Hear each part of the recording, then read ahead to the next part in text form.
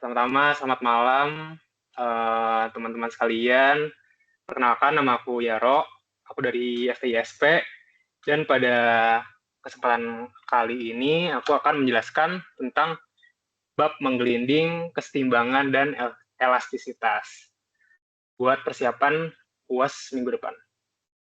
Oke, pertama-tama kita akan membahas bab menggelinding ya.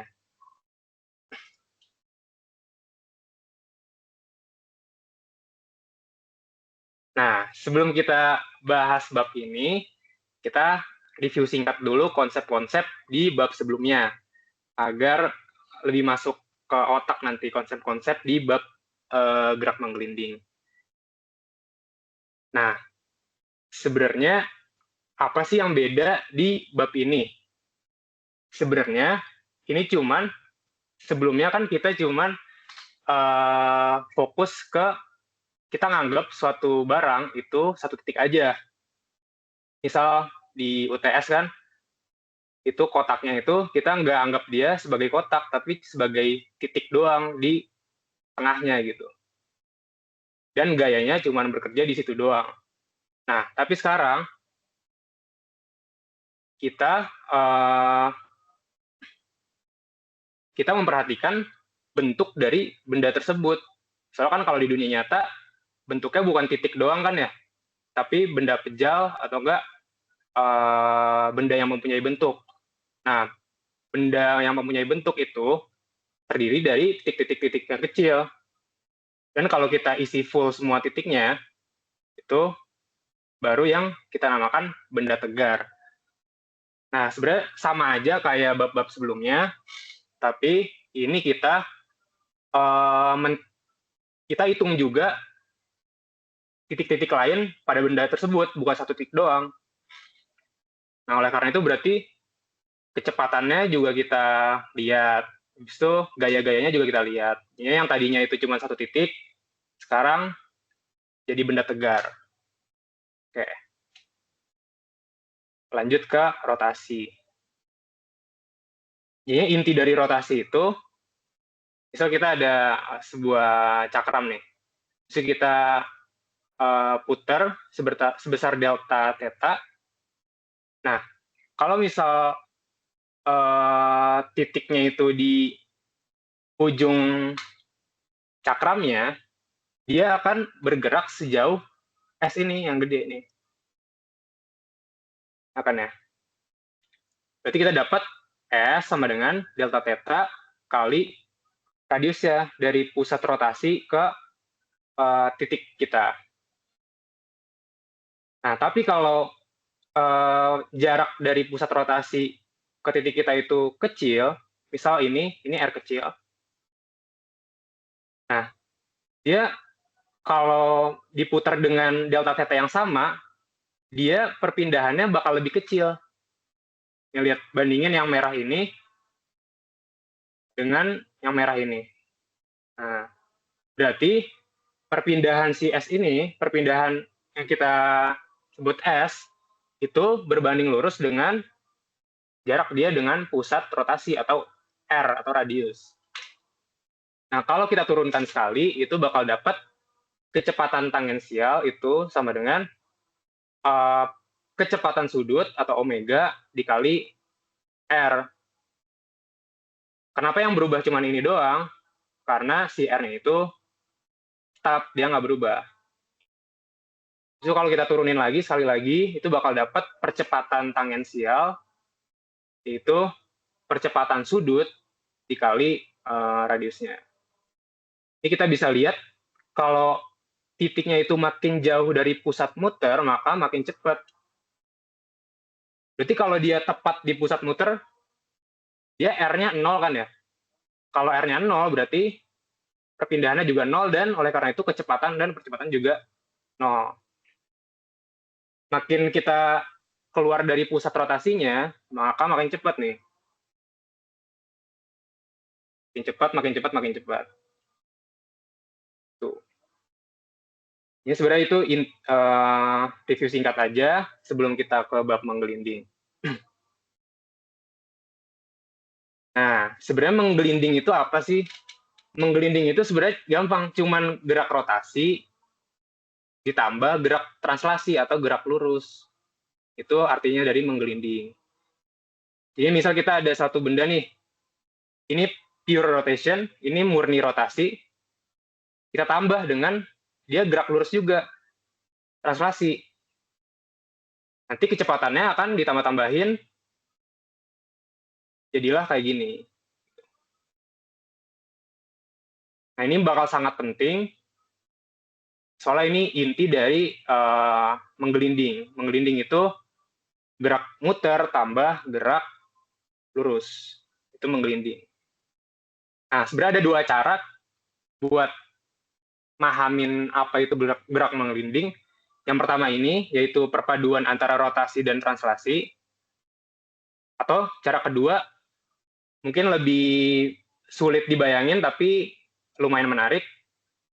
Jadinya, kita bisa lihat gerak menggelinding itu, nggak usah gabungan dari rotasi dan translasi, tapi pure rotasi. Gimana caranya? Kita nganggap pusat rotasinya itu di titik di tanah ini, P. Coba kita lihat ya.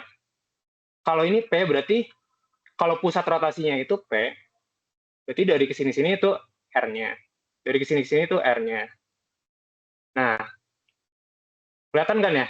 Berarti makin jauh dari pusat rotasi, itu maka akan lebih cepat.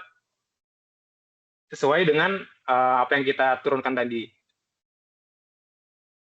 Berarti kalau pusat rotasinya di P, berarti dia kayak gini kira-kira. Nah, bisa dibayangin si rodanya itu, dia berputar terhadap P. Emang agak ribet buat dibayangin, tapi sebenarnya ada, itu cuman cara ngelihat yang kedua gitu. Cara ngelihat yang pertama dan lebih gampang itu ini.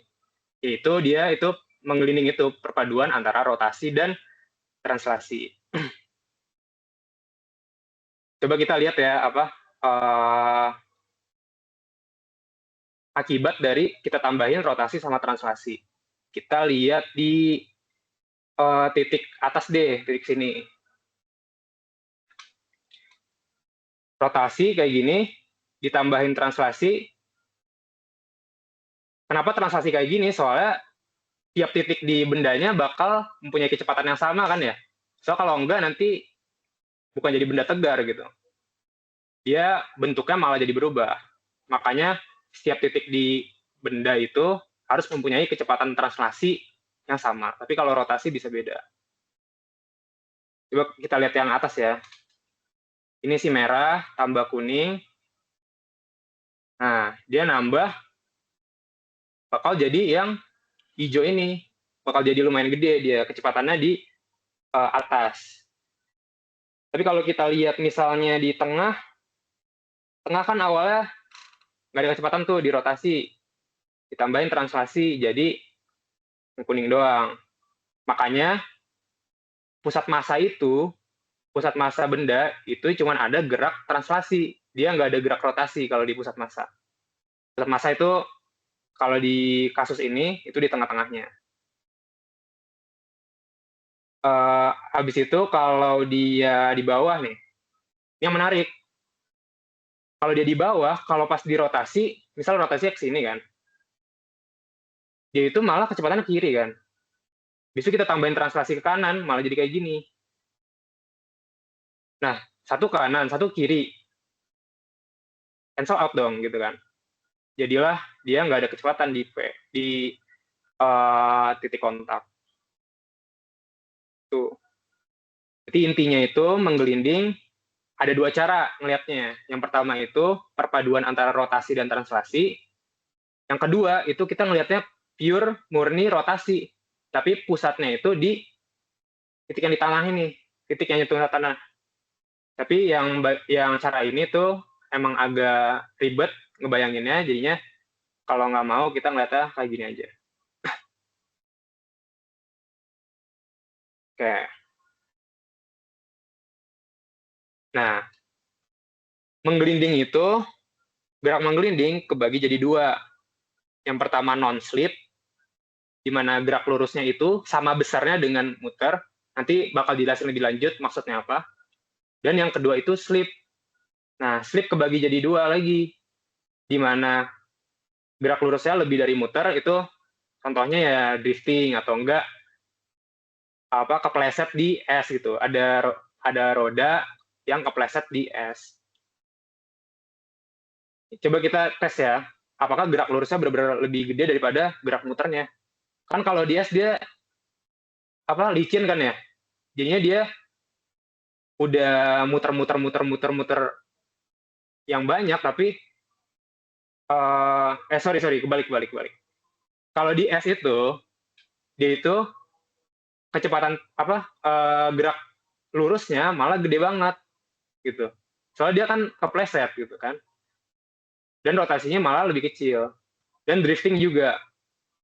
Kalau drifting malah si rotasinya, si muternya malah hampir nggak ada kan ya, soalnya kan kita ngerem. Yang ada malah gerak translasi atau gerak lurus. Kayak itu buat yang itu kita bisa namanya kepleset gitu.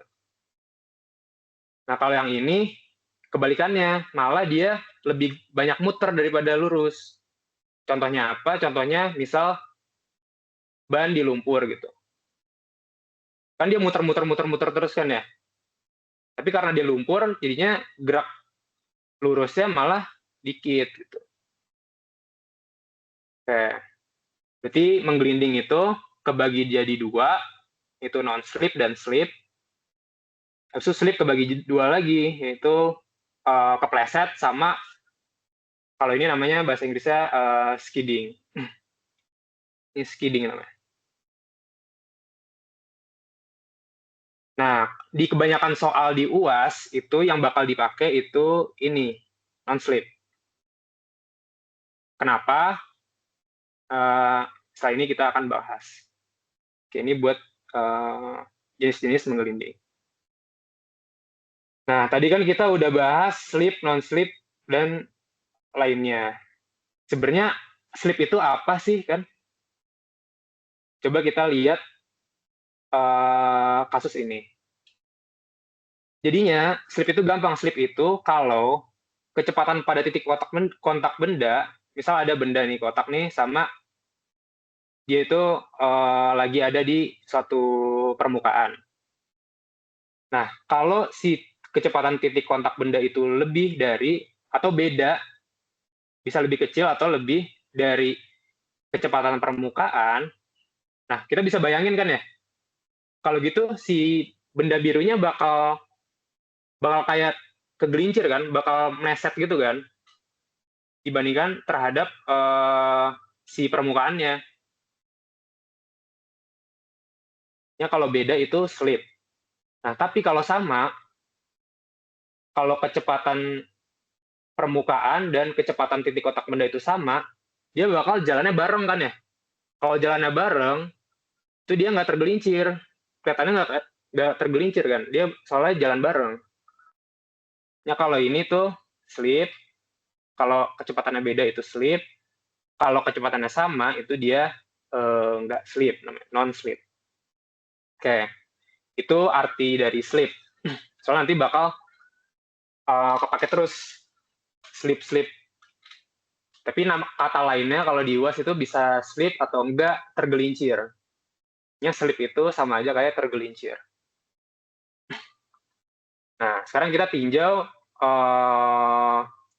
gerak menggelinding.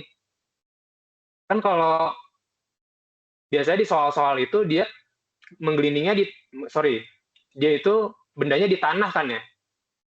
Nah, kalau permukaannya itu tanah, kecepatan tanah pasti nol dong. Soalnya tanah kan nggak gerak, kecuali longsor gitu. Dia diem doang tanah. Nah, berarti kalau dia mau nggak slip, si bendanya, balik lagi sini, kecepatannya harus sama. Berarti kalau permukaannya udah nol, kecepatannya, berarti kecepatan di titik kontak juga harus nol dong. Ya nggak? Biar dia nggak tergelincir, biar dia nggak slip. Nah, ini yang sangat penting buat non-slip. Kalau kamu mau non-slip, itu kecepatannya antara titik kontak benda dan si permukaannya harus sama. Itu kalau sini, kecepatan permukaannya itu 0. Berarti titik kontaknya kalau mau nggak slip, itu harus 0 juga dong. Ya kan? Oke.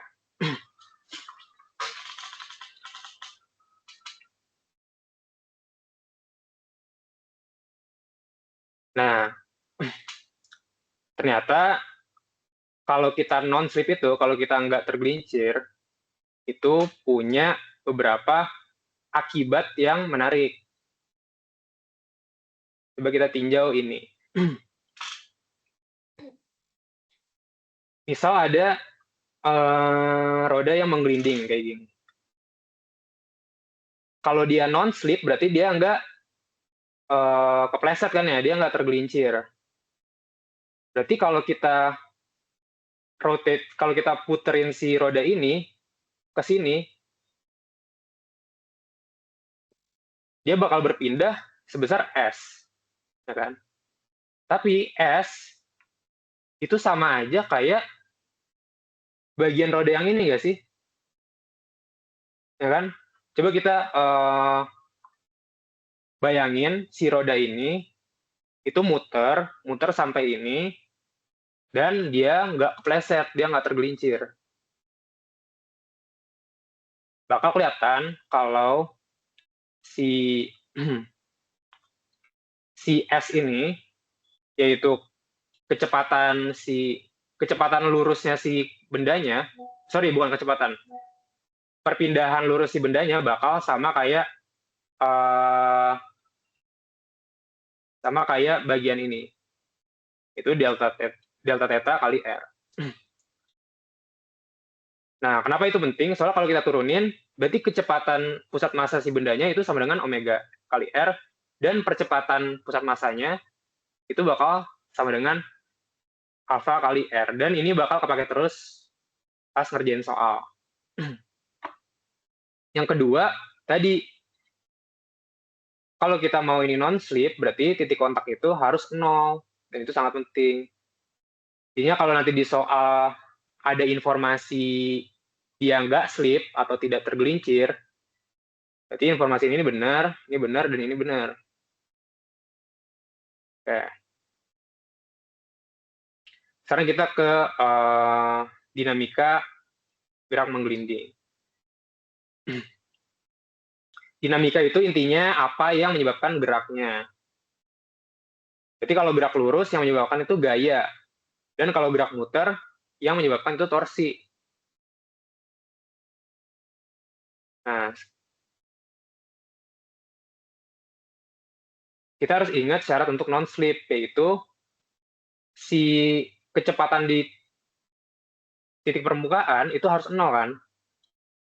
Nah, berarti kalau dia gerak ke sini, kan berarti dia bakal slip gitu. Berarti harus ada satu gaya yang melawan itu, biar dia nggak slip, biar kecepatan di sini tuh 0. Nah, gaya tersebut bisa banyak, bisa gesek, bisa tali, bisa dan sebagainya. Tapi intinya, gaya tersebut itu menghasilkan torsi, dan itu yang ngebuat roda tersebut muter. Gitu. Oke. Nah, ini yang sering kebingungan di soal UAS, yaitu menentukan arah gaya gesek. Biar nggak kebingungan, ini ada triknya. Jadinya kita bayangin kalau dia tergelincir, bayangin dia slip, arah dia gerak bakal kemana gitu. Nah, gaya gesek itu akan melawan arah slip tersebut. Jadi akan arahnya itu bakal melawan si arah slipnya. Contoh, kalau di gerak melinding di bukit kayak gini. Nah, coba bayangin, pertama kita bayangin dia slip, berarti nggak ada gaya gesek. Nah, dia bakal mau, si titik kontak ini, dia bakal mau slip ke sini kan. Dia mau tergelincir ke kanan kan. Berarti otomatis kalau dia non-slip, di soalnya nanti dikasih tahu non-slip, berarti harus ada gaya gesek dong yang arahnya itu melawan si arah slip itu. Berarti gaya gesek di turunan, di soal kayak gini, soal bidang miring, itu bakal ke arah sini. Kalau dia geraknya ke kanan. Nah, soal tahun lalu itu keluar kayak gini. Dia sekarang ada gaya nih, gaya di atas yang menyebabkan torsi. Nah, kita nggak bisa langsung bilang, oh ada gaya ke sini, berarti gaya geseknya itu ke kiri. Nah, nggak bisa. Kita harus ngeliat dulu. Kalau dia slip, arahnya bakal kemana? Oke. Si gaya ini, itu kan menyebabkan torsi. Berarti, otomatis dia mau gerak ke sini kan ya. Dan kalau yang di bawah, dia bakal ke sini. Nah, berarti si titik poin kontak ini, dia mau tergelincir ke kiri dong. Ya kan? Dia mau tergelincir ke kiri. Otomatis kalau dia non-slip, kalau di soalnya non-slip, itu harus ada gaya yang melawan itu. Berarti otomatis gaya geseknya ke sini dong. Fs. Nah, untuk gaya gesek ada satu hal lagi, yaitu kalau dia non-slip, berarti kan kecepatan di titik kontak itu 0 kan ya? Berarti kita pakai gaya gesek statis. Ini penting. Kita pakai gaya gesek.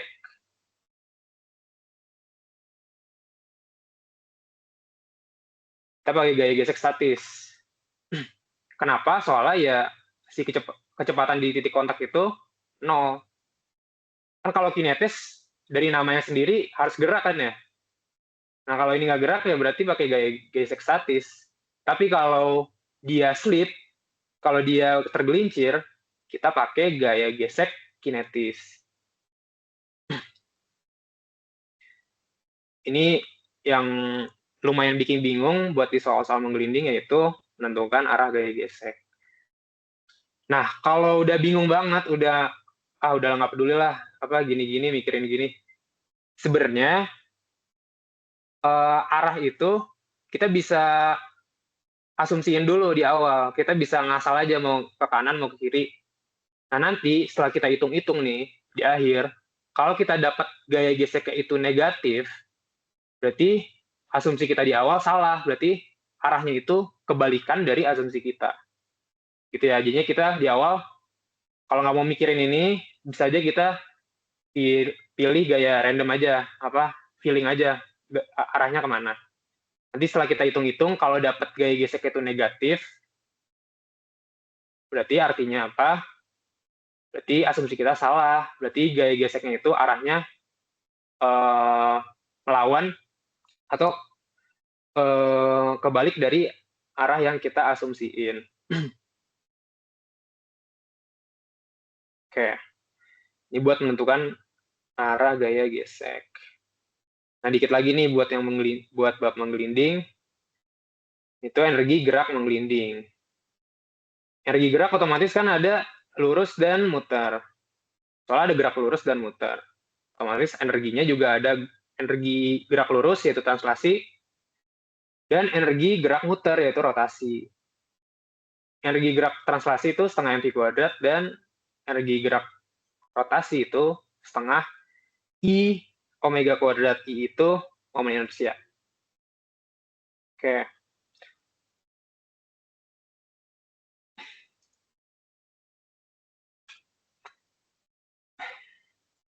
Nah, si kekalahan energi mekanik tetap bakal berlaku di soal-soal gaya menggelinding.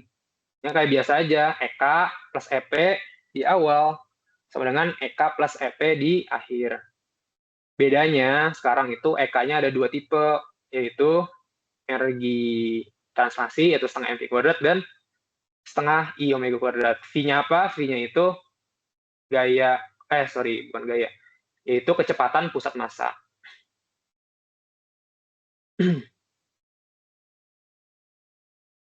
Nah, ini dipakainya kapan? Pertama kalau ditanya energinya. Kedua, kalau bingung pakai bingung pakai gaya-gayaan. Kalau bingung pakai gaya-gayaan, pakai ini aja, pakai energi. Buat yang EP, buat yang energi potensial tetap sama ya, MGH. Sebenarnya ada yang menarik di sini karena sebenarnya kan ini pas kalau dia menggelinding, kalau dia non slip, kan otomatis pasti ada gaya gesekan ya. Lah, kan kita di bab-bab sebelumnya belajar kalau ada gaya gesek, itu energi mekaniknya nggak kekal gitu kan. Sebelumnya kan kayak gitu, kalau ada gaya gesek lah, berarti kita nggak bisa pakai tuh hukum kekalahan energi. Tapi ingat lagi, usaha dari gaya gesek kan berarti W. W itu F kali delta S atau perpindahan. Nah, karena si F itu bekerjanya di titik kontak ini, dan titik kontak tersebut kalau nggak slip itu dia 0 kecepatannya, otomatis delta S-nya juga 0. Berarti nggak ada usaha dari gaya geseknya. Jadi si energi mekaniknya ini tetap kekal. Gitu, ini buat energi gerak menggelinding. Dan terakhir itu ada namanya momentum angular. Momentum angular itu sebenarnya mirip-mirip kayak momentum biasa atau momentum apa namanya lupa, translasi. Nah, tapi ini jika dan hanya jika tidak ada torsi dari luar sistem. Kenapa? Soalnya rumus ini tuh dituruninnya dari asumsi ini kalau nggak ada kalau nggak ada torsi dari luar sistem. Sistem itu apa? Sistem itu apapun yang kita pilih buat difokusin. Sistem itu bebas dipilihnya mau mau apa sistem itu. Yang penting di dalam sistem itu, yang penting di luar sistem itu nggak ada torsi yang bekerja pada sistem itu. Nggak ada torsi yang dari luar gitu. Jadi kalau nggak ada torsi dari luar, sigma torsi sama dengan 0. Nah, torsi itu kan I momen inersia kali alfa. Alfa itu turunan dari kecepatan sudut atau omega. Ini dt-nya kita pindah ke kanan, jadilah I kali d omega sama 0. Dan ini kita bisa dapatkan rumus kekekalan momentum angular. Nah, tapi versi dari rumus ini bukan cuma satu, ada lagi. Ingat bahwa omega itu kan, tadi yang kita di awal-awal, omega itu kan kecepatan kali radius kan ya. Berarti momentum angular, yaitu L, itu bisa juga kita tulis jadi massa kali kecepatannya, kecepatan lurusnya, kecepatan translasinya, kali R. Jadi ada dua tipe rumus buat si momentum angular, tapi sebenarnya sama aja, cuman di otak-atik doang. Oke, sebelum ke contoh soal, ada yang mau ditanyain nggak buat konsepnya? Aku tunggu sampai 7.40 ya.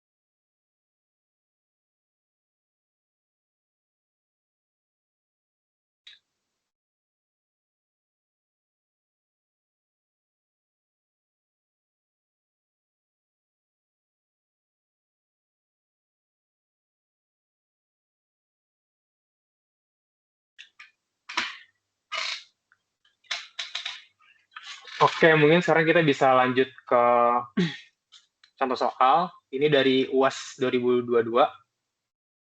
Oke, bisa dibaca dulu.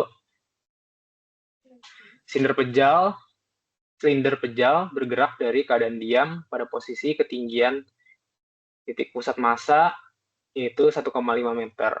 Kemudian silinder itu menggelinding tanpa slip. Nah, ini tanpa slip. Ini clue-nya, tanpa slip sepanjang bidang miring 30 derajat dengan percepatan pusat massa 3,33 meter per detik kuadrat. Massa silinder tersebut adalah 1 kg dan jari-jarinya 6 cm. Diketahui momen inersia silinder pejal itu setengah mr kuadrat. Oke, langsung aja yang pertama ditanyainnya itu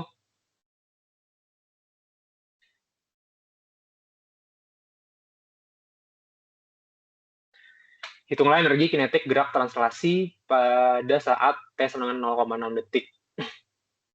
Oke, energi kinetik translasi kan berarti setengah mv kuadrat. Nah, masalahnya kita V-nya nggak tahu kan ya. V-nya caranya dapetnya gimana? Kita kan tahu percepatannya tapi. Jadinya V itu sama dengan A kali T. Di situ berarti V itu A-nya 3,33 meter per detik kuadrat dikali T-nya yaitu 0,6 detik. Nah, ini kita bakal dapat 1,998 meter per second, atau kita bisa buletin aja, nggak apa. Tapi kalau di UAS jangan dibuletin ya. Ini biar angkanya lebih bagus aja. 2 meter per second. Ini buat jawaban, sorry, belum jawaban, baru kecepatan doang. Oke, sorry. Kita harus ngitung energi kinetik translasinya. Berarti energi kinetik translasi itu EK sama dengan setengah mv kuadrat. M-nya udah tahu, V-nya udah tahu, berarti setengah M-nya itu 1 kilo, V-nya itu 2 meter per second. Ini dapat 4 bagi 2, 2. Berarti satuannya dari energi itu joule. Ini jawabannya. Tuh. Oke, itu yang A lumayan gampang. Yang B, berapakah energi kinetik gerak rotasi pada saat itu? Nah, tadi tanya translasi, sekarang ditanya rotasi. Rotasi itu kan berarti setengah I omega kuadrat. Masalahnya kita nggak tahu omega itu apa. Balik lagi ke rumus, T sama dengan omega R, berarti omega sama dengan V per R. Oke. Kenapa kita ubah ke sini? Soalnya kita udah dapat V-nya kan. R kita juga udah tahu. Silinder.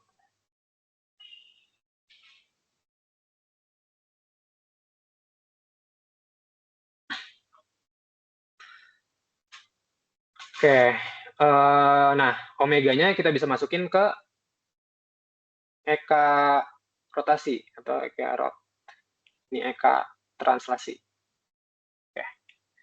Eka rotasi itu setengah I omega kuadrat. Omega kita udah dapat. I-nya apa? Kita dikasih tahu di soal. Itu 0,5 atau setengah mr kuadrat. Berarti ini tuh sama aja kayak setengah kali setengah mr kuadrat. Mr kuadrat. R-nya udah kasih tahu juga kan ya. Jadi jadinya 6 cm. Jangan lupa kalau cm itu diubah dulu ke meter. Kali omega kuadrat. Omega-nya itu ini. Berarti omega kuadrat itu V kuadrat per R kuadrat. Coret. Apalagi yang bisa coret, nggak ada ya. Berarti sama dengan 1/4 mv kuadrat. Nah, ini bisa dimasukin M sama V-nya nanti dapat jawabannya.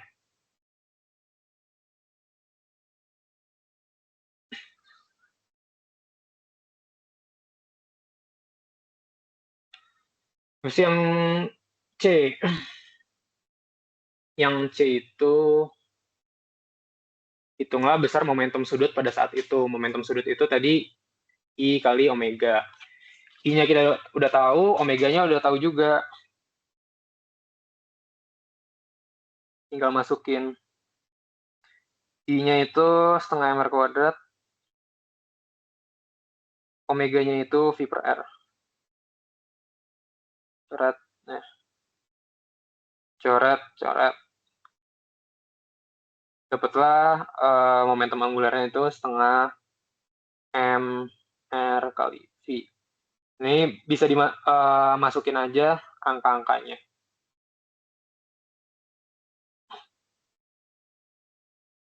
Nanti kalau di UAS dimasukin angkanya. Oke. Gimana buat soal ini, ada pertanyaan nggak? Gue tunggu semenit ya.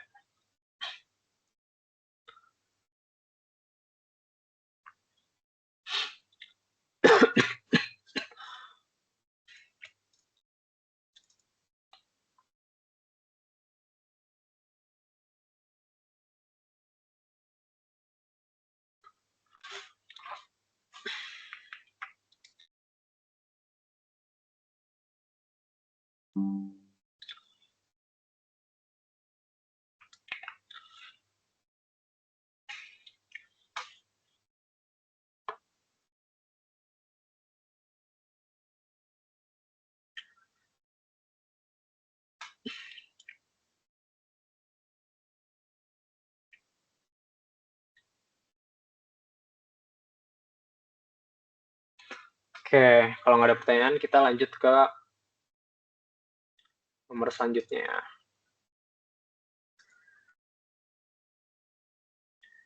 Ini tuh soal UAS tahun lalu. Bisa dibaca dulu soalnya.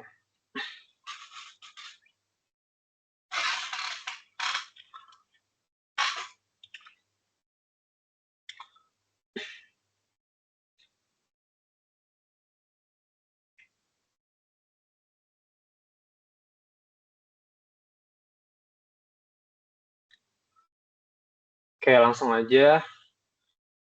Kalau ngeliat soal kayak gini, langsung gambar gaya-gayanya ada di mana aja. Ya. Oke, kita tinjau balok coba. Kita tinjau balok dulu. Balok itu ada gaya gravitasi, mg, dan ada tegangan dari tali. Udah. Itu sekarang kita tinjau katrol. Bedanya sama UTS tuh sekarang katrolnya ada dimensinya, ada masanya, dan juga ada radiusnya. Nah, kalau katrol, kita tinjaunya itu torsi aja. Kalau kita bikin persamaan epsilon MA-nya buat si balok, kita bakal dapetin sigma F sama dengan MA. Sigma F itu apa? Ini kita anggap ke bawah itu positif. Ya, positif negatif itu bebas ya, kita milihnya itu bebas. Yang penting konsisten. Berarti kalau ke bawah itu positif, berarti ini Mg min T sama dengan MA.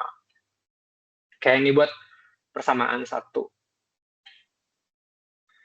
Nah, habis itu kita tinjau si katrol kan ya. Tinjau katrol. Tinjau katrol, berarti sigma torsi sama dengan I kali alfa. Torsinya ada apa aja? Coba kita lihat. Torsinya cuma ada si tegangan tali ini. Berarti jadi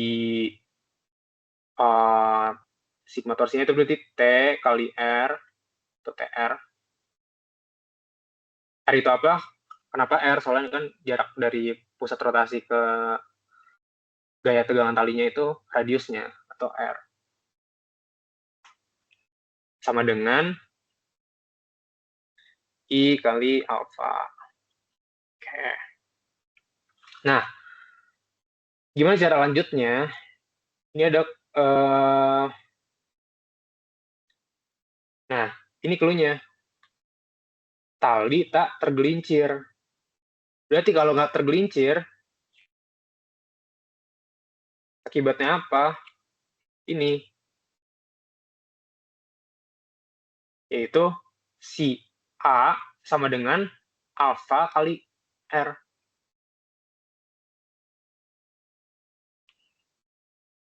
Kalau A itu alfa kali R, berarti alfa itu apa? Alfa itu A per R. Kan ya? Jadi kita bisa substitusi nih. T kali R sama dengan I A per R. Oke. Nah, ini kita bisa pindahin semuanya biar dapat T. Dipindahin ke sini, jadi T sama dengan I A per R kuadrat. Ingat, A itu percepatan sistemnya, percepatan translasinya. Ini kita dapat persamaan kedua. Nah, kalau udah dapat T-nya, kita tinggal substitusi ke sini. Gabung persamaan 1 dan 2. Berarti Mg min T-nya apa? T-nya udah kita dapat ini. Berarti I A per R kuadrat itu sama dengan MA. Pindah-pindahin jadi dapat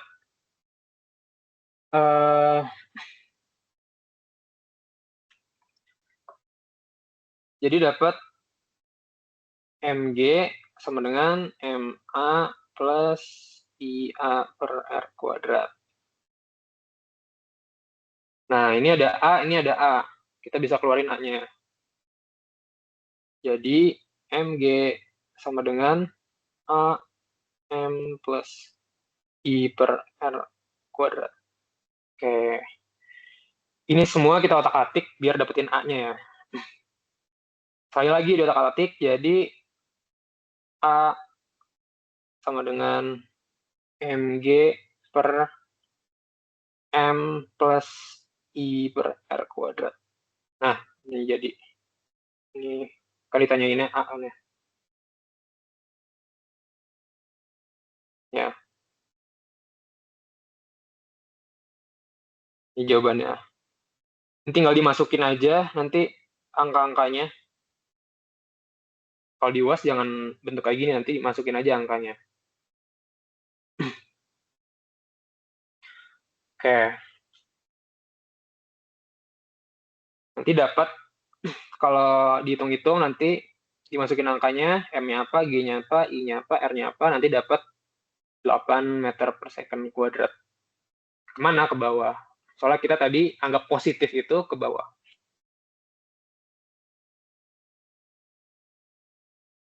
Oke, sip itu buat yang A. Kita kerjain yang B.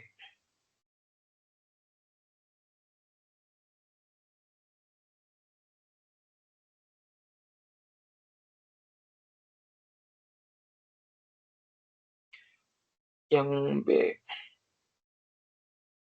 Ditanya pada suatu waktu T sejak bergerak, diketahui balok memiliki energi kinetik sebesar 6 Joule. Oke. Pada saat yang sama, hitunglah energi kinetik rotasi katrol. Oke. Energi kinetik rotasi berarti kan apa? Setengah I omega kuadrat. Tapi kita nggak tahu omega itu apa. Sama aja kayak nomor yang nomor yang sebelumnya. Kita nyari omega dulu.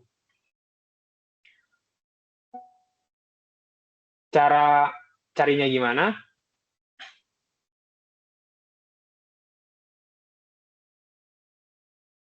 Omega kan berarti V per R. Ya kan? Masalah kita nggak tahu V juga. Jadi kita cari dulu V. Dapat dari mana? Kita ada info nih. Info yaitu energi kinetiknya sebesar 6 Joule. Berarti energi kinetik itu apa? Setengah mv kuadrat sama dengan 6 Joule. Nah, ini kita tinggal pindah-pindahin aja. V itu berarti ini pindahin kanan jadi 2M kali 6. Berarti akar 2 kali 6 bagi M. Ini kan ya? Dia benar. 2 kali 6, 12. M-nya itu berapa? M-nya itu 6 juga.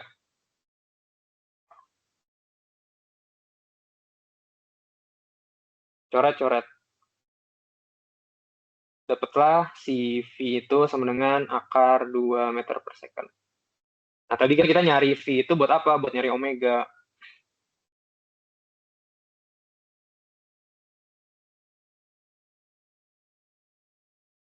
Omega sama dengan V per R. Berarti V-nya kita udah tahu ini, R-nya nggak usah disoal, yaitu sebesar 0,2 meter. Berarti omega sama dengan V itu akar 2 per 0,2. 0,2 itu sama aja 2 kali 10 pangkat min 1. 10-nya pindah ke atas. Jadi akar 2 kali 10 bagi 2. Coret-coret, 5. Berarti omeganya itu 5 akar 2 radian per second. Oke, belum kelar nih. Kita kan nyari omega buat apa? Buat nyari energi rotasi katrol. Itu kan ditanya. Energi rotasi katrol. Energi rotasi itu rumusnya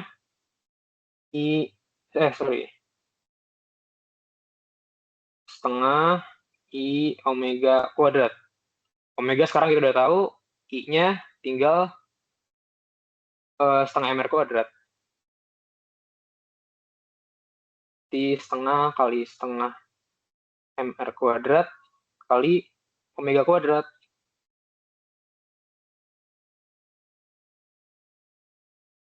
Jadi 1/4 kali M itu berapa? M itu 3 kilo.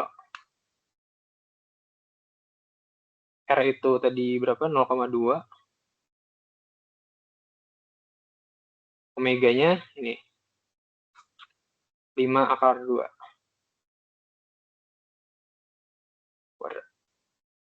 Nah, ini kita hitung-hitung. Nanti dapatlah 1,5. Satuannya apa? Joule. Soalnya energi. Dan itu buat soal yang bagian B. Oke, sekarang yang terakhir yaitu soal bagian C. Tanyainnya, tentukan jarak yang ditempuh balok sejak bergerak sampai waktu T. Nah, ini gampang. Soalnya A-nya kita udah tahu kan ya. Percepatannya kita udah tahu dari sini. Nah kan? Ini percepatan. Berarti kita tinggal pakai kinematik aja dong. Yaitu perpindahannya atau jaraknya sama dengan setengah AT kuadrat. A-nya kita dapetin dari sini. T-nya apa?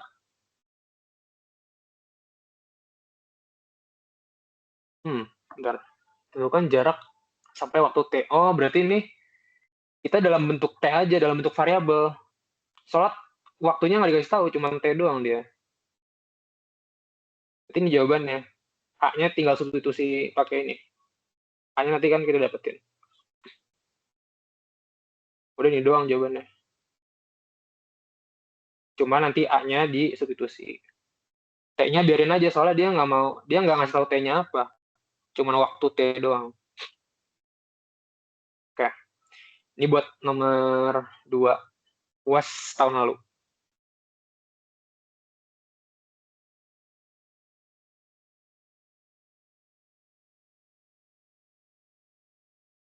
Jangan lupa ini sama tadi alfa per R. Nah, ini sama ini yang gue merahin, itu uh, hanya bisa berlaku karena kita itu tidak tergelincir atau nggak slip. Yang tadi udah dijelasin ya.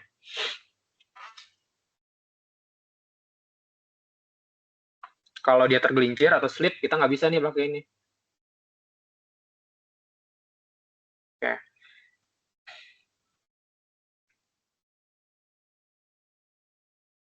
Gue tunggu 2 menit, habis itu gue lanjut ya. Kalau ada yang mau nanya, nanya aja.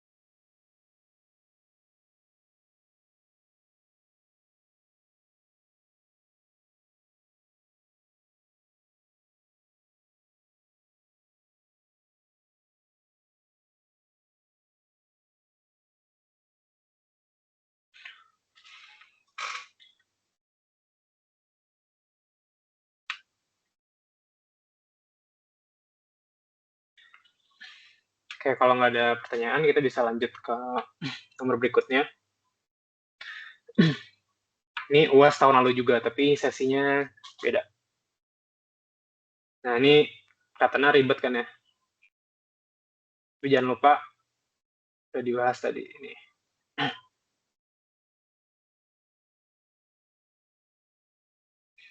Kayak bisa dibaca dulu soalnya.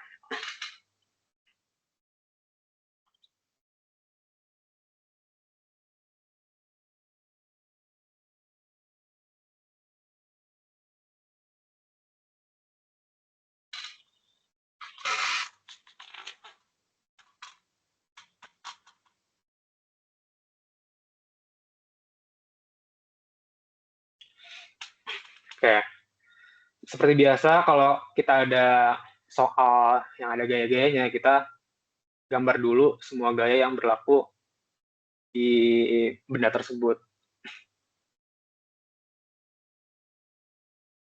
Ini F udah dibilang. Gravitasi nggak perlu, soalnya kita geraknya ke sini doang. Nah, tinggal gaya gesek kan, soalnya dia menggelinding. Kalau menggelinding pasti ada gaya gesek. Enggak harusnya. Ya udah. Oke, cara nentuin arahnya gimana? Kita lihat kalau dia slip, itu arahnya kemana.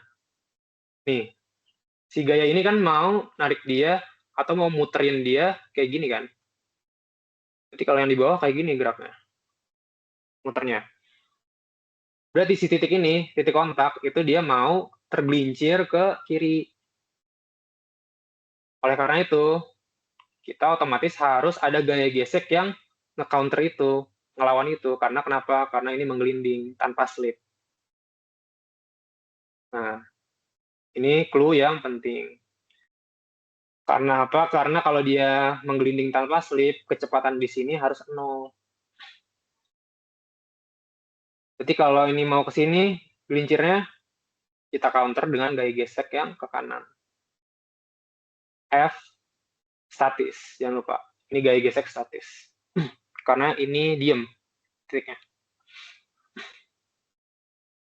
Oke, kita udah gambar gayanya, sekarang kita bisa ngerjain. Pertama, tentukan besar torsi terhadap titik P dari silinder. Nah, ini clue-nya penting. Terhadap titik P. Berarti pusat rotasinya itu titik P. Titik P itu mana? Titik P itu sini. Udah, ini gampang. Berarti tinggal torsi kan, berarti tinggal gayanya apa, dikali jarak dia terhadap pusat rotasi kan. Jadi gayanya ada apa aja? Ada F. F itu jaraknya berapa terhadap titik P? Titik P kan sumber rotasi. Ini R, ini R lagi. Berarti jaraknya itu 2R. Jadi torsi sama dengan F kali 2R. Lah, tapi kan ada gaya gesek juga. Tapi dia itu jaraknya 0 terhadap pusat rotasi. Kan pusat rotasinya 0. Pusat rotasinya itu P. Jadi kalau R-nya 0, nanti dia nggak ada torsi dong. Jadi torsinya gini doang. Nah, ini kita bisa hitung, karena F-nya udah dikasih tahu, 12 Newton. Dan R-nya juga udah dikasih tahu, yaitu 0,1 meter. Berarti ini 12 kali 2 kali 0,1. Jadilah ini jadi 2 kali 12. Kok jadi 2? Jadi 0,2. 0,2 kali 12, jadi 2,4 Newton. Newton meter. Satuan torsi itu Newton meter ya. Oke, ini buat yang A. Buat yang B ini, tentukan besar percepatan sudut silinder. Percepatan sudut itu apa? Alfa. Nah, caranya gimana? Kita pakai torsi aja. Soalnya kan torsi itu I alfa. Torsi kita udah tahu, I kita udah tahu. Bisa dapat alfa. Nah, tapi hati-hati kalau kita torsi gitu-gitu, itu pusat rotasinya tuh di mana dulu? Coba sekarang kita anggap pusat rotasinya itu di P. Sebenarnya kita bebas milih pusat rotasi. Tapi kenapa di P? Kenapa nggak di tengah aja gitu? Kan tetap bisa aja. Kenapa di P? Biar nanti torsi dari si ini, gesek itu hilang. Kenapa kita mau hilang? Soalnya kita nggak tahu ini apaan. Kita taunya F gede doang. Ini kita nggak tahu. Makanya kita pilih pusat rotasi itu di sini. Oke. Kalau pusat rotasi di sini berarti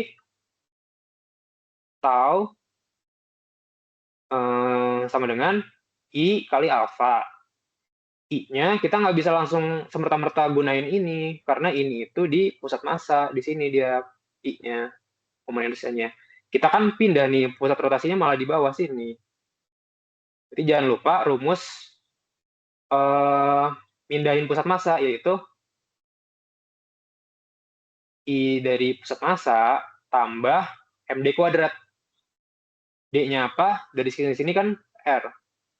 Berarti itu I pusat massa tambah M dari si silindernya kali R kuadrat. kali alfa. Oke. Nah, torsinya apa aja? Torsinya kita udah dapat di sini kan? Nih, torsinya tuh itu. Berarti 2Fr sama dengan I pusat massa tambah mR kuadrat semua kali alfa. Oke, sekarang kita tinggal pindah-pindahin buat dapet si alfanya. Gampang, ini semua tinggal pindahin kiri. Berarti alfa sama dengan 2Fr bagi I pusat massa tambah mR kuadrat. Ini itu sama aja, ini kita ubah nih si I PM-nya. Jadi 2Fr dibagi I pusat massa itu apa? Ini kita dapat di soal, setengah mR kuadrat. Setengah mR kuadrat tambah mR kuadrat. Ini kita satuin, jadilah 2Fr bagi setengah bla bla bla tambah bla bla bla. Jadi 3/2 bla bla bla. 3/2 mR kuadrat. Oke, ini kita bisa sederhanain R, coret. Bisa apa lagi nih? Ini bisa pindah ke atas. Jadilah si alfanya itu apa nih? 4/3. 4/3 F per M kali R. Ini alfanya.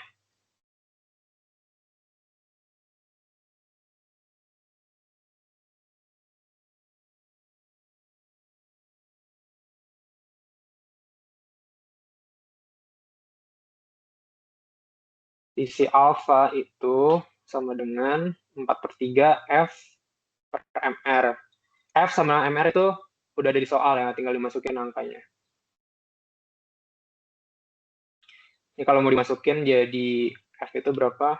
F itu 12 Newton, berarti ini 4/3 kali 12 bagi M kali R, M-nya itu apa? M-nya itu 10 kilo. Jadi 10 kilo, R-nya ini 0,1 meter. Berarti ini 10 kali min 1. Ini coret, coret, coret, coret. Jadi berapa nih? 4. Berarti alfanya itu 16 radian per second kuadrat. Ini jawabannya. Sip. Nah, ini kenapa ini?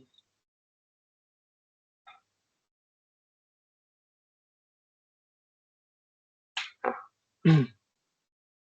Oke, itu buat yang B. Tinggal yang C.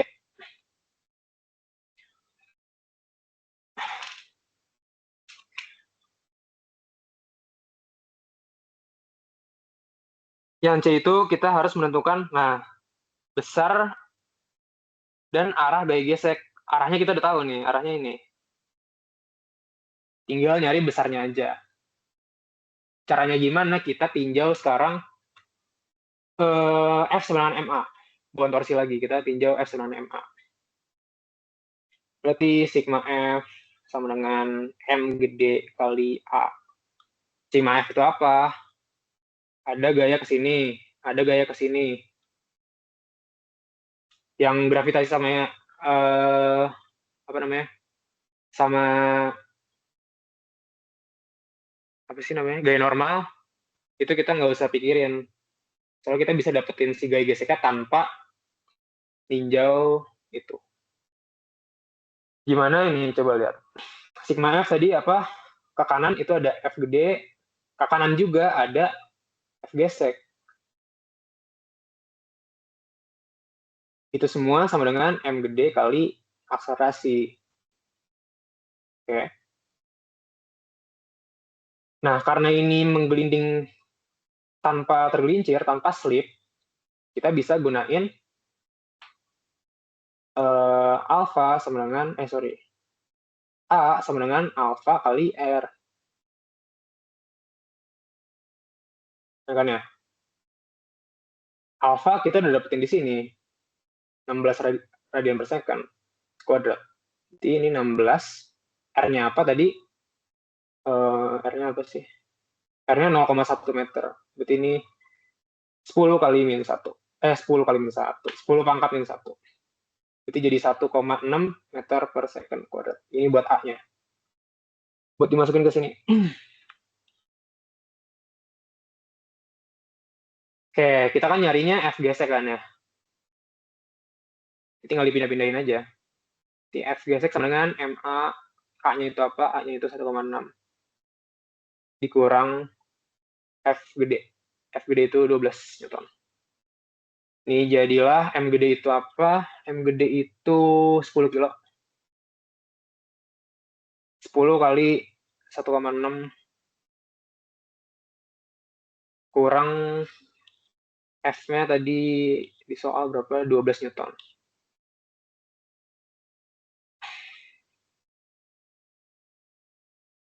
Berarti gaya gesek statis sama dengan 10 kali 6, 1,6 berapa? 16. 16 kurang 12 itu 14 Newton. Dan arahnya itu ke kanan.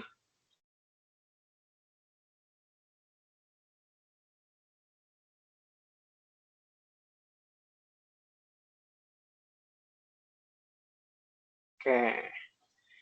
Itu buat nomor 2. Ini soal UAS tahun lalu. Oke, ini gue tunggu 2 menit buat kalian mahamin. Nanti kalau ada pertanyaan bilang aja ya.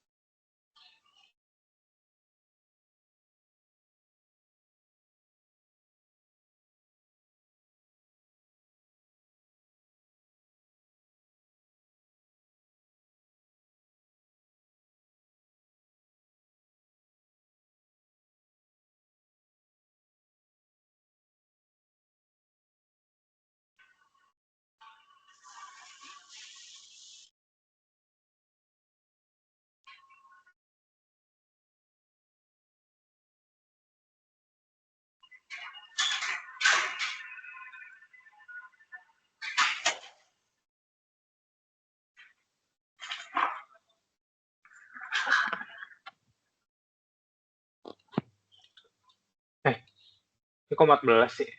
16 kurang 12 ya, 4 lah.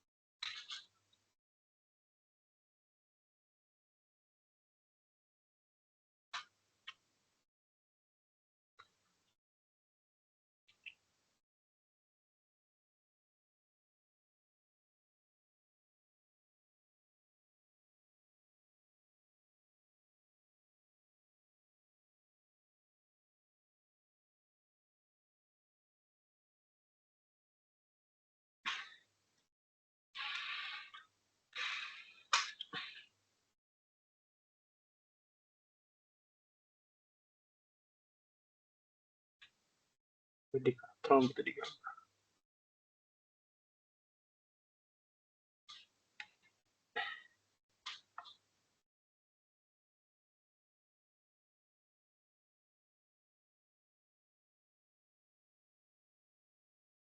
Oh ya, buat soal ini, soalnya itu kan gambarkan gaya-gaya yang bekerja pada balok dan katrol. Nah, kalau dimintanya kayak gitu, gambarnya semua gaya gitu. Berarti gaya gravitasi, gaya normal. Ya, berarti ini juga digambar. Maaf. Kalau buat ngerjain soal, nggak usah, soalnya nggak perlu. Tapi kalau buat ini, diminta kayak gitu, berarti perlu. Oke, berarti di katrol ada apa aja? Ada gravitasi, dan juga ada gaya normal dari sini, dari ininya. Kayak gini. Ini M gede G, ini gaya normal. Kenapa nggak penting kalau di soal ini? Kenapa? Karena dia nggak ada torsinya. Soalnya dia bekerjanya antara sejajar sama sumbu rotasi atau enggak dia letaknya itu di pusat rotasi, jadinya torsinya sama dengan 0. Makanya nggak perlu.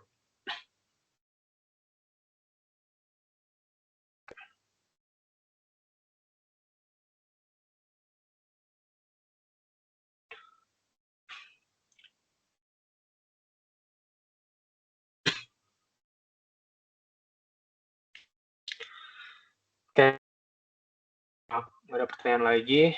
Bisa lanjut ke bab selanjutnya, yaitu kesetimbangan. Kesetimbangan tuh simpel aja. Setimbang itu artinya diem. Diem berarti nggak gerak, dan dia nggak muter. Udah gitu aja. Nggak gerak artinya apa? Sigma F sama dengan 0, sigma torsi juga sama dengan 0. Langsung ke contoh soal.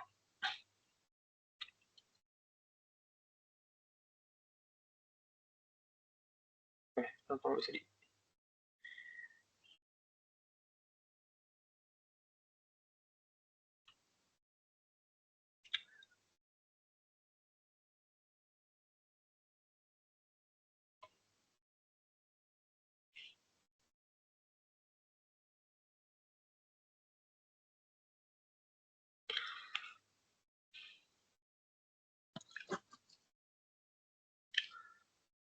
Oke, kalau ada soal kayak gini langsung aja bikin gambar gaya-gayanya.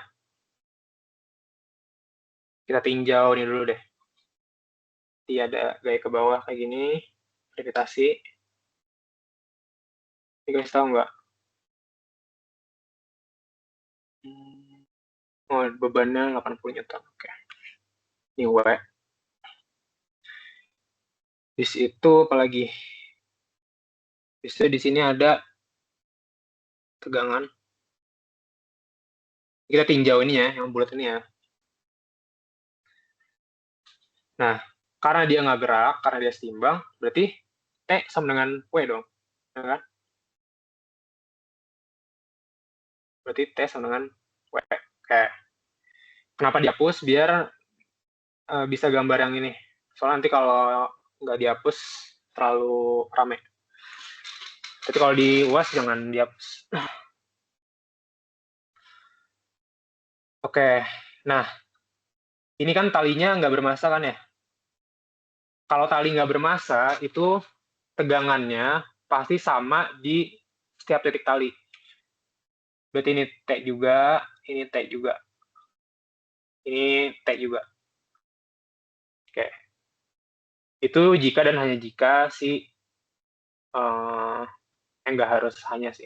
Itu jika si talinya bermassa 0 atau diabaikan massanya. Oke, T sama dengan W, dan ini T juga.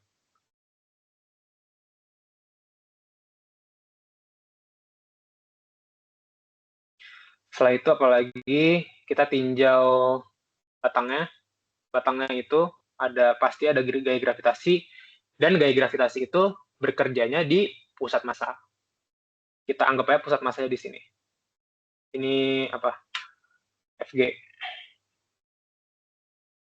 Oke. Nah, jangan lupa kalau dia ada kontak dengan permukaan apapun, itu pasti ada gaya normal. Gaya normal itu apa? Gaya normal itu pasti tegak lurus terhadap titik kontak. Ya.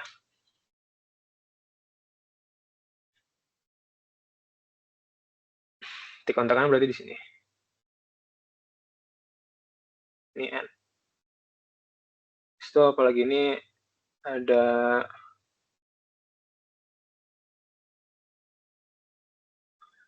engsel. Ini engsel. Ya berarti gini aja deh. Sebenarnya ini bisa aja ada gaya gesek, ada gaya yang lain. Tapi kita nggak buat soal ini itu nggak perlu. Kenapa? Soalnya pusat rotasinya tuh di sini. Kalau dia gayanya itu ada di pusat rotasinya, berarti torsinya itu sama dengan 0.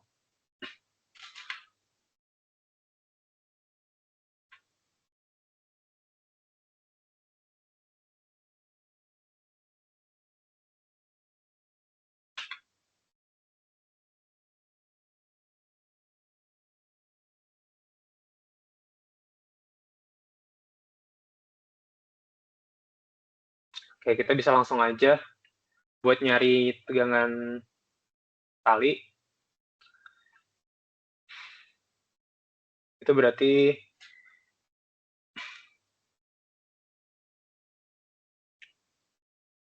sigma torsi karena dia diam sama dengan 0. Jadi torsinya apa aja? Kalau pusat rotasinya di sini, berarti ada gaya berat. Ini gaya berat. Gaya berat itu Fg.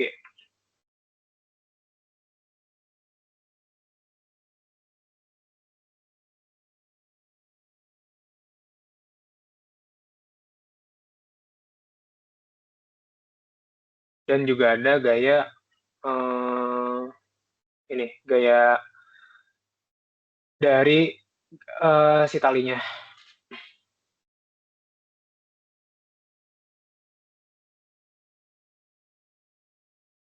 Ini ada apa lagi sih?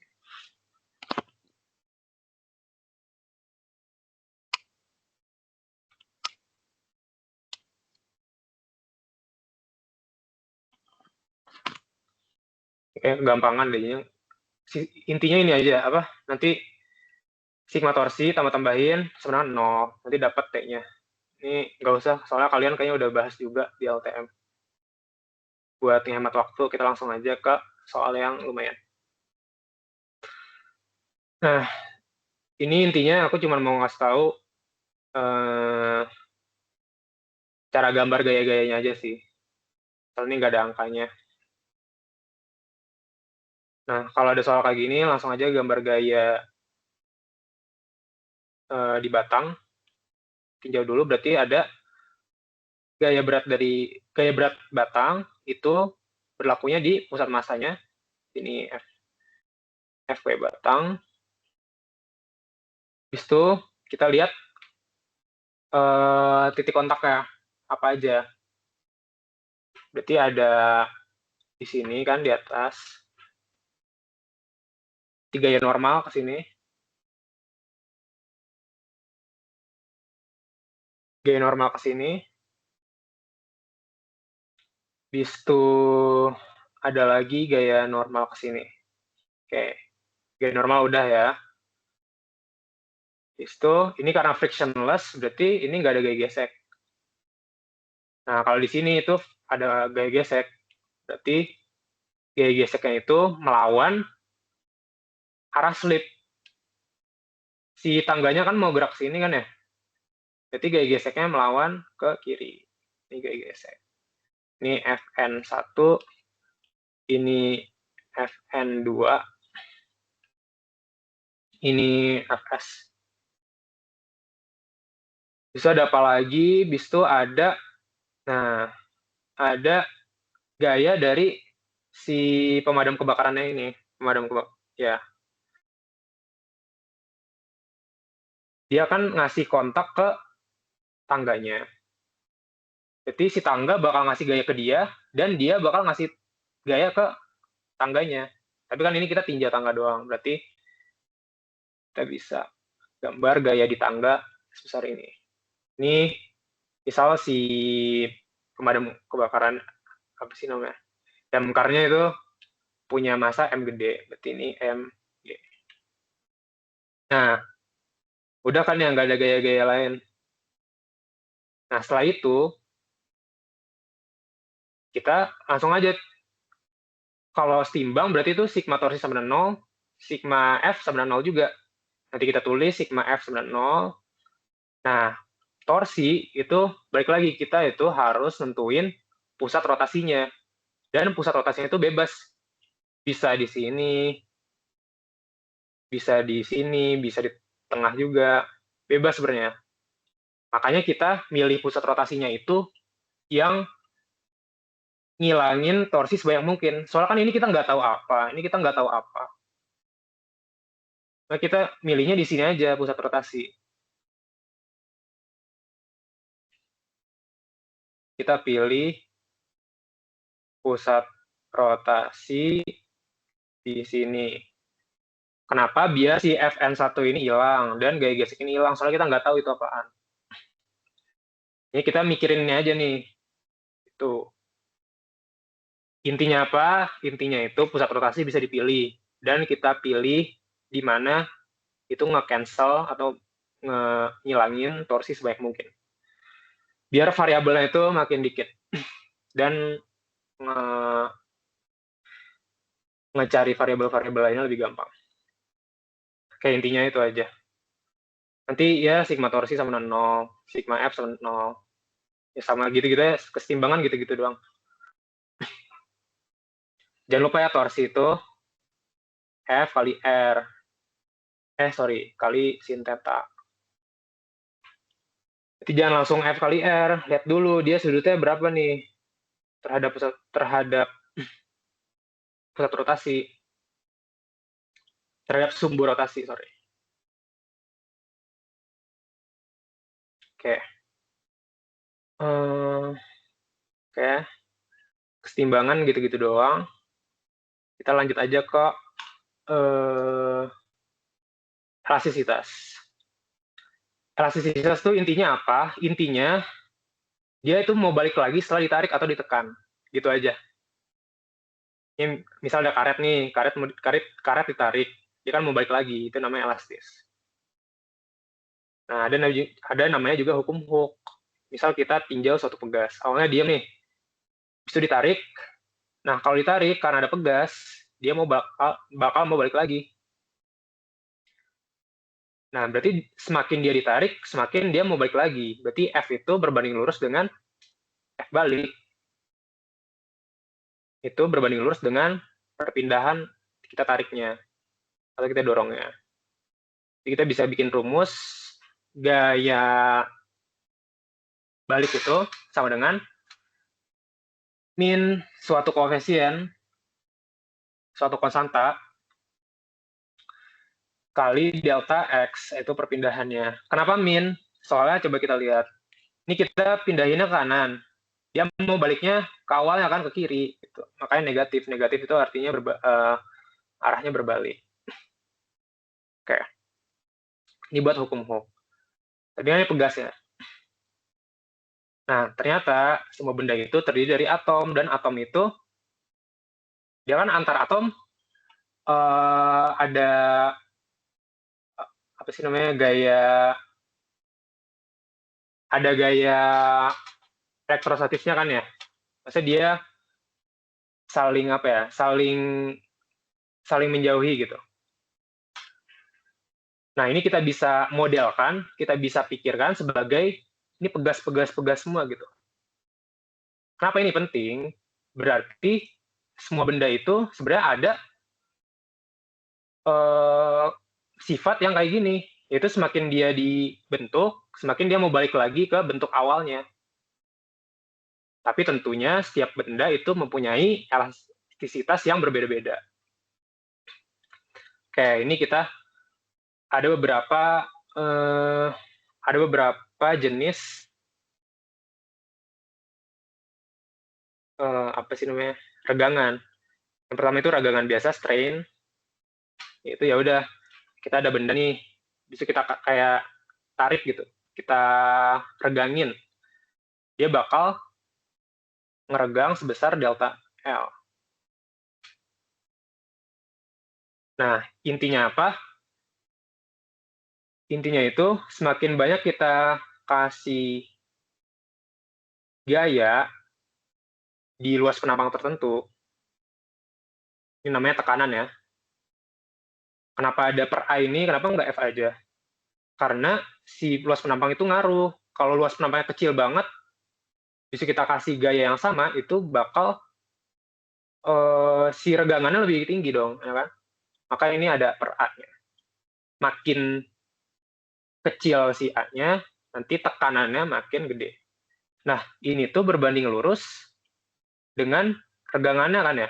Regangan itu kita strain-nya itu kita bisa tuliskan delta L per L. Kenapa ada per L?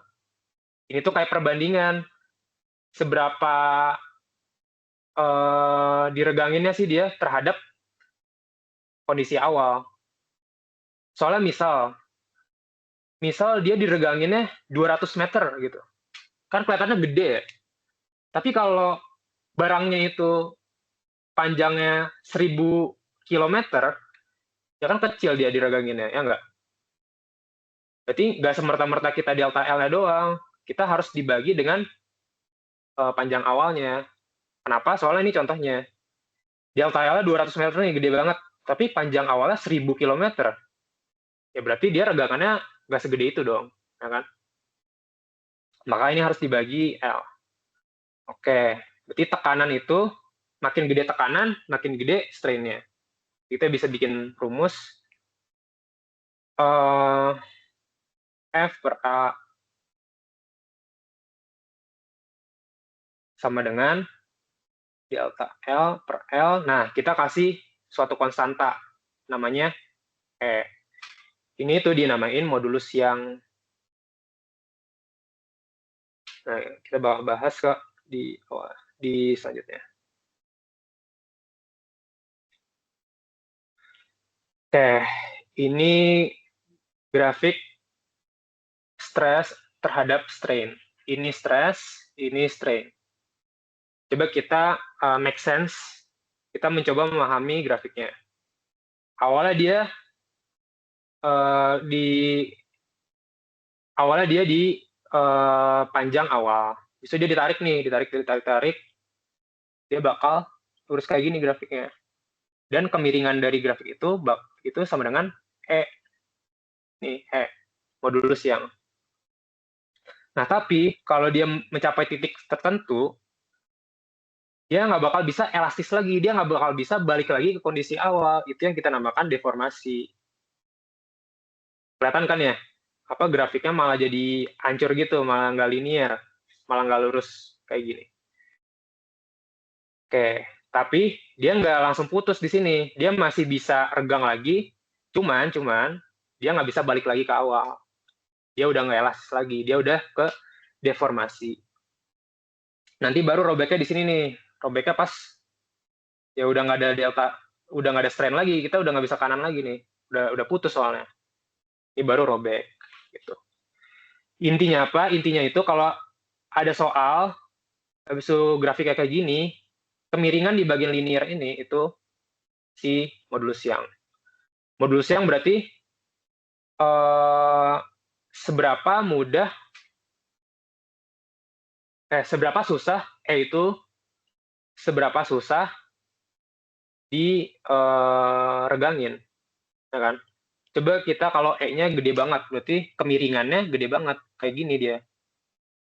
Berarti buat dapetin strain yang sama, dia membutuhkan gaya atau tekanan yang tinggi banget, ya kan? Ini awalnya di sini. Kalau modulus yang kita tinggiin, berarti dia makin susah diregangin. Jadi kita butuhnya tekanannya kayak gini dong, ya kan? Awalnya kayak gini, jadi kayak gini. Berarti modulus yang itu ngasih tahu ke kita seberapa susah sih dia diregangin. Makin tinggi modulus yangnya, berarti makin susah buat diregangin. Kalau di grafik, modulus yang itu kemiringannya. Oke, selanjutnya ada namanya puntiran, shear. Puntiran itu bedanya sekarang apa? Bedanya ini gaya menggeser. Awalnya ada benda nih, habis itu dikasih tekanan geser gitu, dia bakal bengkok kayak gini. Sama kayak yang tadi, berarti makin gede si tekanannya,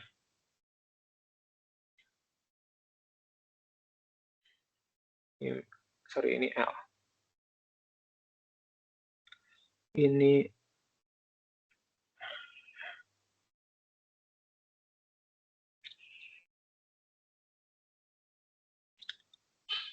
L. Nah, makin gede tekanannya, berarti dia makin bengkokannya. Bengkok itu kita kita tulisnya gimana dalam MTK itu ini aja, sudut ini. Berarti dia makin bengkok, sudutnya makin gede kan ya? Enggak? Nah, berarti ini berbanding lurus dengan kemiringan ini atau tan theta.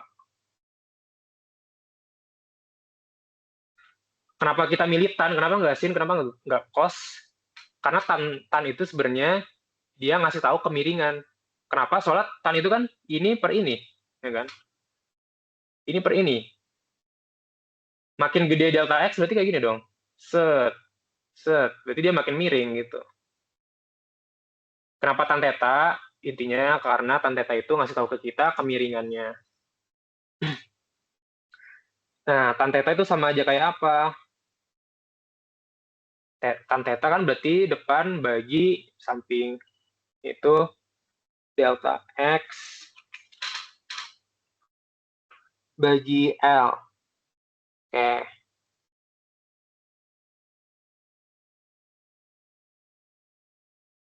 Nah, kita udah tahu ini, kita bisa bikin rumus nih.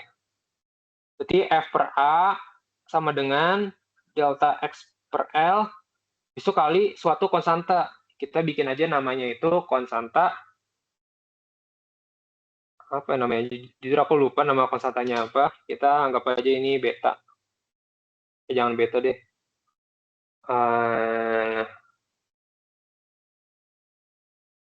Sigma deh. Intinya apa? Sama aja kayak tadi di atas. Konstanta itu buat apa? Konstanta itu buat ngasih tahu ke kita kemiringan dari grafiknya, alias seberapa susah dia buat dianukan. Kalau di sini kan buat dibengkokin. Berarti si sigma ini atau konstanta ini itu ngasih tahu ke kita seberapa susah dia dibengkokin. Kita dapat rumus ini. Ini buat puntiran. Jangan lupa F di sini itu gaya yang sejajar dengan luas penampang ya. Dengan penampang. Kenapa? Soalnya ya kalau gayanya kayak gini kan dia kagak bikin bengkok, ya nggak? Yang bikin bengkok ya kalau dia sejajar sama permukaan kayak gini. Gitu. Oke. Dan A itu tetap sama, A itu luas penampang. Oke, sekarang kita ke yang terakhir yaitu bulk. Bulk itu apa? Bulk itu kalau si gayanya ini kita bikin volumenya itu jadi mengecil. Berarti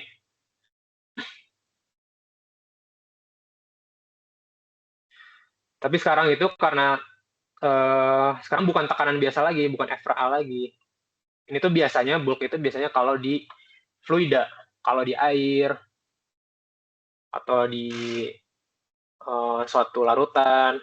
Kenapa? Soalnya gaya nekannya itu dia datang dari segala sisi. Air kan kayak gitu ya.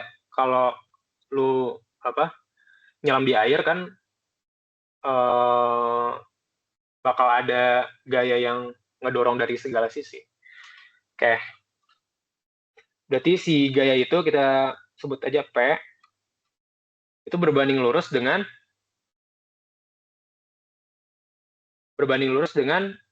perubahan volumenya. Enggak delta V per V. Oke. Nah, kalau ini volumenya mengecil, berarti dia bakal negatif dong perubahannya, ya enggak? perubahan itu kan akhir kurang awal. Akhirnya lebih kecil dari awal, berarti dia bakal negatif. Makanya biar ini nggak jadi negatif, ini kita kasih negatif di sini. Kenapa kita maunya ini positif? Soalnya kan ini, si tekanannya pasti positif. Kalau tekanan positif, ini harus juga positif. Oke. Soalnya kita mau dia berbanding lurus. Oke, kalau kita udah tahu itu, jadi kita bisa bikin rumus tekanannya itu sama dengan kita namanya itu modulus bulk. Bisa B gede dah. Itu ini jangan lupa ada min delta V per V. Oke, kita dapat rumus ini. Tapi intinya itu, ini kan mirip semua kan ya nih rumusnya. Intinya sama aja gitu. Intinya ya ini, grafik itu. Konstantanya buat apa? Konstantanya buat seberapa susah dia diubah. Kalau ini seberapa susah buat dibengkokin, kalau ini seberapa susah buat diregangin si E ini. Modulus yang namanya. Ini namanya modulus yang, ini namanya modulus shear, ini namanya mana sih? Ini namanya modulus bulk. Oke. Kita langsung ke contoh soal aja. Ini UAS tahun 2015. Kita bakal ngerjain nomor 1 dan nomor 1. Bagian A aja. Soalnya ini tuh ada frekuensi osilasi dan nggak termasuk materi yang bakal dibahas pada kali ini. Oke.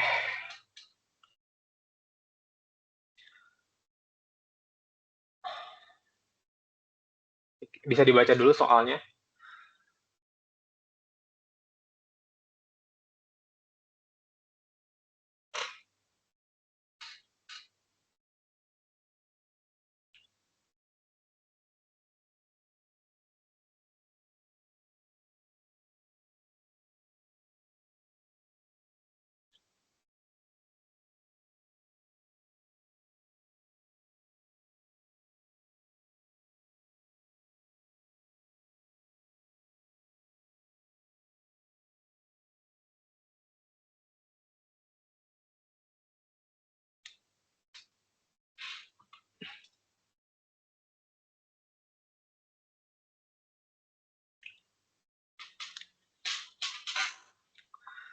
Oke, lanjut aja buat bagian A. Pada kondisi setimbang, hitung panjang total karet. Jadi panjang total karet apa? Ini kan karetnya awalnya, misal panjangnya segini gitu. Ini kan ada 2 karet nih yang digabungin. Bisa dia ada M ini. M itu dia ngeregangin si karetnya. Ya kan? Dia ngeregangin si karetnya. Berarti kalau ada regangan, langsung aja ke rumus awal. Berarti kalau regangan kan ini rumusnya. Jadi F per A itu sama dengan E kali delta L per L0. Oke, kita mau dapat delta L ya, soalnya kan kita mau panjang total karet alias total panjang karet awal ditambah perubahannya. Nanti karetnya ngeregang. Jadi ada perubahan panjang. Oke, ini rumus dasarnya. Oke, kita karena ada 2 karet berarti kita hitung delta L1 dan delta L2. Oke, delta L1 gimana dapatnya? Ini delta L, kita pindahin aja semua ke kiri. Dapatlah delta L sama dengan L0 dari karet yang 1 dikali F per AE1.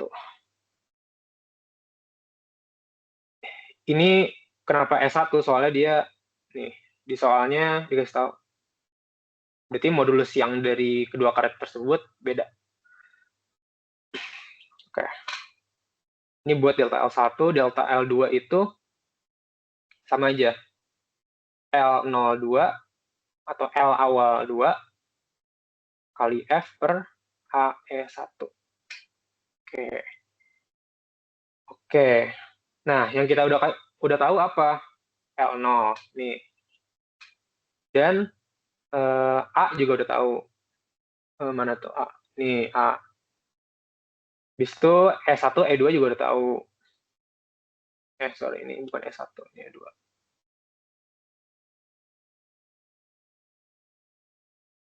Berarti sisa F nih. F itu apa? Oke, kita tinjau ini ya, karetnya ya.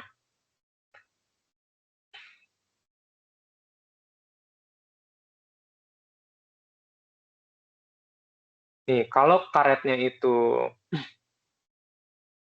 nyambung dan seri kayak gini, dan masanya itu diabaikan, otomatis tegangan pada satu gabungan karet ini, atau tali juga bisa, itu sama. Berarti T di sini, tegangan di sini, tegangan di sini, tegangan di sini, itu sama semua. Jadi kita tinggal nyari tegangannya kan, buat nyari si F-nya. Tegangan dapat dari mana? Dari ini M. Kan yang narik si M. Ini Mg. Ini ada tegangan. Karena dia setimbang, berarti T sama dengan Mg.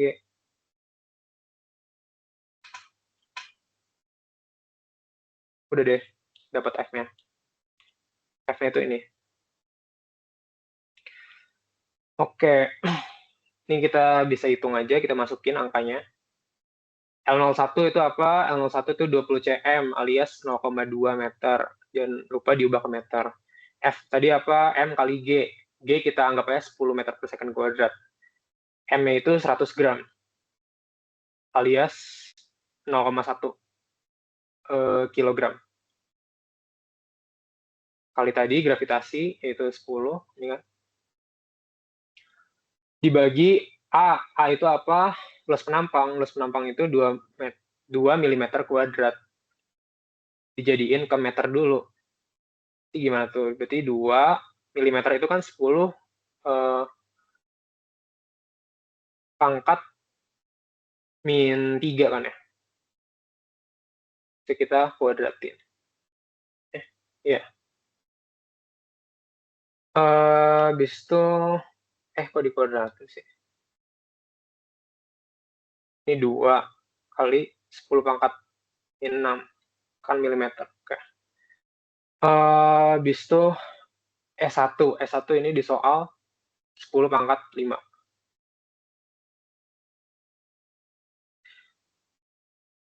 Oke.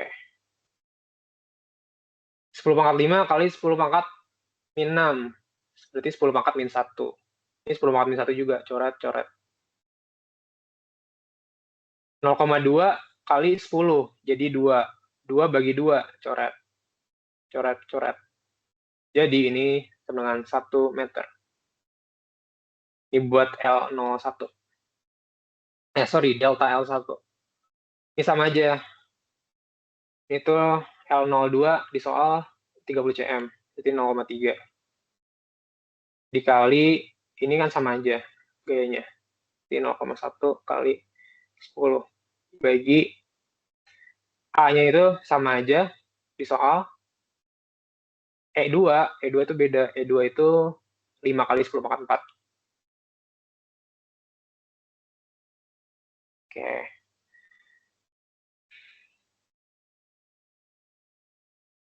Apa nih yang bisa dicoret? Oke. 2 kali 5, 10. Atas ada 10 juga, coret. Itu apa lagi ya? 10 pangkat min 6 kali 10 pangkat 4. Jadi 10 pangkat 2. 10 pangkat 2-nya, 10 pangkat min 2. 10 pangkat min 2-nya naik ke atas. Jadi 10 pangkat 2. 10 pangkat 2 itu kan 100. 100 kali 0,1 jadi 10. 10 kali 0,3 jadi 3. Ini jadi 3 meter.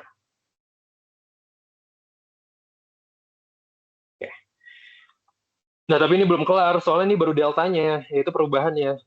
Kan kita mau panjang total. Panjang total berarti ini karet nih awalnya. Itu dia diregangin delta L. Berarti kan panjang total berarti L0 tambah delta L. Berarti panjang total itu ini aja deh. L total sama dengan L01 yaitu panjang karet panjang karet 1 awal tambah panjang karet 2 awal tambah perubahan panjang karet yang pertama tambah perubahan panjang karet yang kedua. L01 udah tahu kan ya, 20 cm sama 30 cm. Berarti jadi 0,2 tambah 0,3. Ini 1 meter, ini 3 meter. 1 tambah 3, 4. 4 tambah ini 4,5. Jadi L total itu sama dengan 4,5 meter. Oke. Oke, dan ada satu hal lagi yang penting buat di elastisitas, yaitu kita harus ingat lagi aturan kalau pegasnya itu seri, K1, K2. Sama kalau pegasnya itu paralel.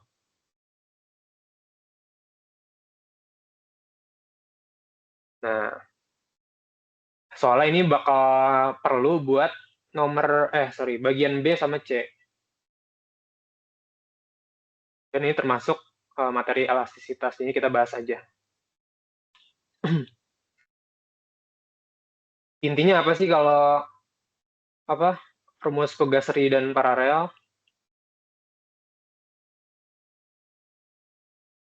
Itu kita lihat dulu apa yang sama. Kalau paralel, itu kan pasti delta X-nya sama nggak sih? Ya kan? Kan dia geraknya bareng. Berarti delta X-nya sama. Terus jangan lupa hukum Hooke, F sama dengan delta X, K kali delta X. Berarti delta X itu sama dengan F per K. Oke, karena delta X sama, kan berarti delta X1 sama dengan delta X2. Delta X itu apa ini?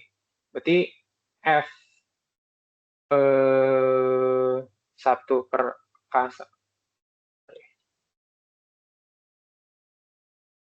Ya, F per K1 sama dengan F per K2. Gimana sih, bentar.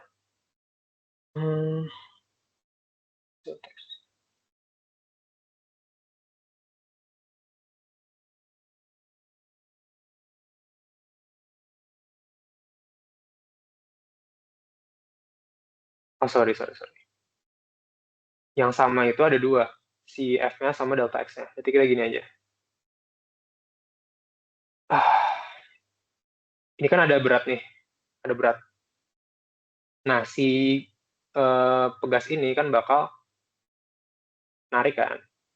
Nah, tarikan mereka itu bakal sama. Jadi F1 sama dengan F2. Jadi K1 kali delta X sama dengan K2 kali delta X. Sorry. Kayak gini. Sama dengan F total. K total kali delta X. Nah, delta X kan sama. Berarti ini coret.